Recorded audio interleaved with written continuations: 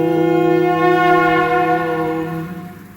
মানুষের মন হলো চিন্তা ভাবনার সাগর, যেখানে নিত্য নতুন চিন্তা, নিত্য নতুন ভাবনার জন্ম হয়। কিছু শুভ হয় আর কিছু অশুভ হয়, যাদের আমরা সুবুদ্ধি আর কুবুদ্ধির মধ্যে বিভাজিত করি।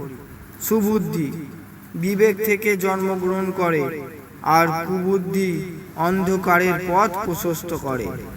এখন আপনার দায়িত্ব যে আপনি কাকে সঙ্গী করবেন। ও আমাদের মন সর্বদা বিভ্রান্ত হয়ে থাকে, কখনো অতীত নিয়ে, কখনো আবার ভবিষ্যৎ নিয়ে। আর দুই ক্ষেত্রেই জন্ম হয় কেবলমাত্র চিন্তার।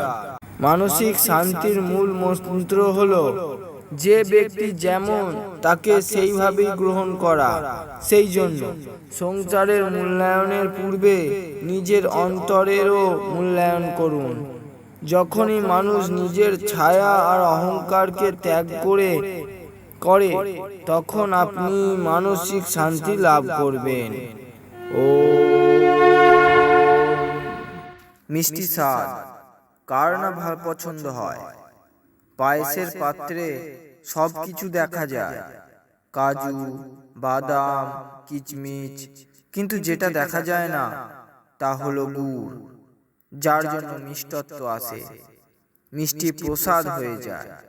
ঠিক এই গুড়ের মতনই হয় আপনার জীবনে ভালো মানুষ, যাদের অস্তিত্ব দেখা যায় না, কিন্তু তাদের থাকার অনুভূতি আপনার জীবনকে উর্বর করে তোলে।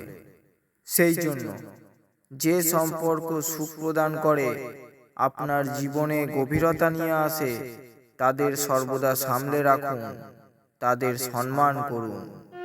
ও